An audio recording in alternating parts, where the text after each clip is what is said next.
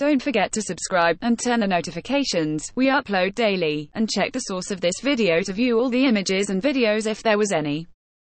Farouk Barker, a 26-year-old Yemeni doctor from Houthi, has been detained and tortured by Iran-backed Houthi militia for 15 months, before he was released after his family paid a ransom.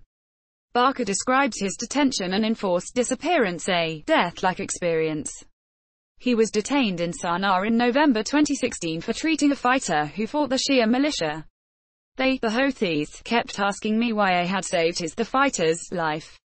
I told them it was my duty as a doctor, Barker recalled. He said he was forced out of the hospital he worked at in Sana'a, put in a car and driven away. Like many prisoners in Yemen, Barker's detention and enforced disappearance left his family unaware of his whereabouts for months. During that time, Barker said, he was detained and tortured in different unidentified prisons. I spent 50 days in an underground prison with barely any oxygen. I was hung by my wrists from the ceiling and left in my own feces and urine to rot. I wasn't allowed to wash once. They extracted my fingernails and used a cable to press onto the flesh underneath. I lost consciousness from the sheer amount of pain. They burned me with fire and dipped me in water that they'd run an electric current through. They beat me with all sorts of electric cables and iron rods, explained Barker, who said he saw nails, dead animals and body parts laying around in some of the detention centers he was in. In that prison, I felt like I was already dead, he said. Barker also recalled that some fellow detainees he met at Houthi detention facilities had lost their eyesight. I spent 50 days in an underground prison with barely any oxygen. I was hung from the ceiling by my wrists and left in my own feces and urine to rot. In that prison, I felt like I was already dead. Farouk Barker, former detainee in Houthi prisons. I saw detainees chained to the walls. They were bleeding around their feet, and their wounds from the chains had become infected with pus and worms. One guy had been hung from his penis. He couldn't urinate for 2 whole weeks. When I saw him, I knew that was the end of his manhood, said Barker, who claimed that he was punished for trying to treat some of the detainees. As a doctor, I couldn't see them, other detainees, suffer without trying to help. Whenever I was caught, I was made to experience the same pain they had, he told Al Jazeera. The Houthi armed group has controlled large parts of Yemen since late 2014, including the capital. In conjunction with forces loyal to the late and deposed President Ali Abdullah Saleh, the group has carried out arbitrary arrests and detentions of its opponents, as well as enforced disappearances, torture and other ill treatment of detainees, reported Amnesty International in February. Human Rights Watch (HRW) also documented many cases of human rights abuses committed by Houthi authorities in Yemen. We have documented dozens of cases of arbitrary detention, forced disappearance and mistreatment. It is certainly more than 70 cases since 2014. Yemeni groups have documented far more, Christine Beckel, Yemen and UAE researcher at HRW told Al Jazeera.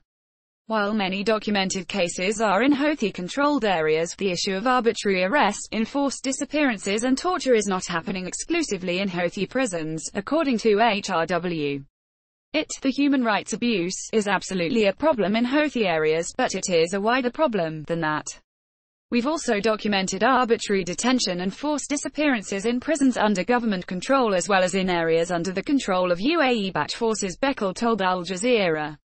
Mohammed from the Sana'a-based Association of Abductees Mothers told Al Jazeera that her organization has documented cases of torture in Houthi prisons. They included beating, use of sharp objects to penetrate body cavities, hanging, electrocution, burning with fire, and denailing. Some families even informed us of receiving dead bodies with obvious signs of torture, she said. Al Jazeera could not receive a comment from Houthis at the time of publication.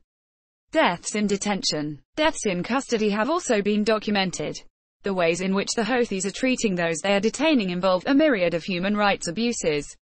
We have documented extreme forms of abuse including people dying in detention, Beckel told Al Jazeera.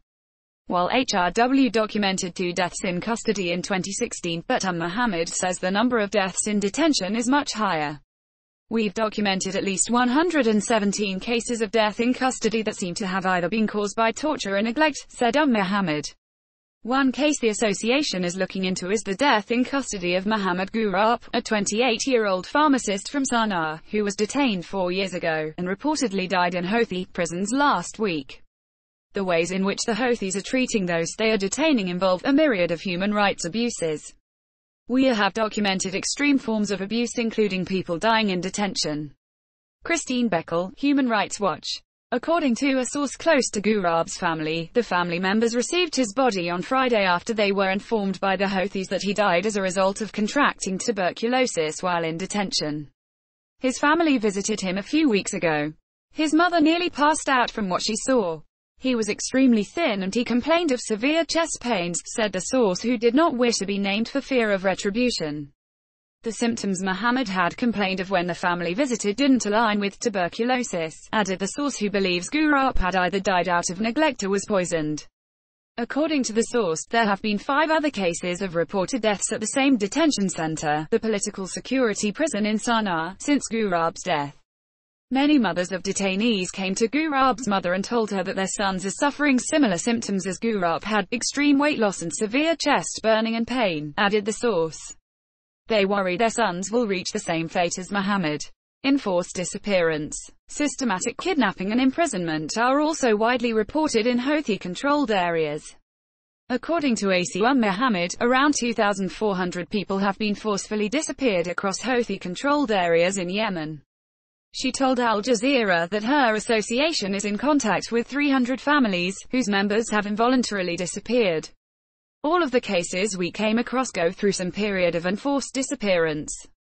Some are for a few weeks, while others extend to months. Afterwards, families are usually allowed 10-minute visits each week, said Mohammed. The dents caused by the chains around my wrists are still deep and visible today. Abdul Hadi al-Shami, former detainee in Houthi prisons. Abdul Hadi al-Shami, 38, was released about a month ago after a 2-year stint in Houthi prisons. Al-Shami, a leader of the Abhab tribe, one of the most prominent tribes in Sana'a, says his family was unaware of his whereabouts for 5 months before they came to visit him for the first time. I was moved from one prison to another without my family knowing anything about where I was, said Al-Shami. When my family finally came to visit me in detention, the visit lasted only 8 minutes, he added. Al-Shami said he was released as part of a prisoner exchange deal between his tribe and the Houthis. He still suffers from the effects of the torture he experienced in detention. I was chained and hung from the ceiling 4 hours and then left blindfolded and in solitary confinement for 3 months. I lost some of my eyesight as a result, said Al-Shami, who recalled being left in a cell with a snake for 10 hours. The dents caused by the chains around my wrists are still deep and visible today, said Al-Shami. Targeting journalists. Although all Houthi opponents fall victim to the crackdown, activists and journalists remain the prime targets. Yusuf Ajlan, a 29-year-old former journalist for Al Mazda news website in Sana'a, is one of them. The Houthis consider every opponent an enemy, a traitor. I left journalism and worked as a taxi driver, but the Houthis still came for me. Yusuf Ajlan, former detainee in Houthi prisons. He was detained in October 2016 for more than a year. When my family finally came to visit me 40 days after my abduction, the prison guards beat me and denied me from speaking to them, recalled Ajlan, who was released in November 2017 as part of a prisoner exchange, which he says was agreed between the Houthis and the government of President Abd Rabbu Mansour Hadi. The Houthis consider every opponent an enemy, a traitor. I left journalism and worked as a taxi driver, but the Houthis still came for me, said Ajlan, who explained that he had been initially detained in 2015 and threatened with death if he did not stop reporting. They consider journalists the biggest threat to them. Now, Sana'a is empty of journalists. The few that remain are Houthi propagandists, said Ajlan, who now lives in Istanbul. Barar Shiban, a Yemeni human rights activist, told Al Jazeera that the Houthis' strive focuses on suppressing their opponents' voices. There was a general feeling among the Houthis that by arresting all the activists since 2011, they could suppress any possible scenario of protest or any form of public anger, said Shiban. And so, since September 2014, many of these activists have been picked up from their home and places of work. Today, you can't see protests against the Houthis in Sana'a, nor hear a single voice of opposition. These tactics have helped them control the narrative coming out of Sana'a. Quote,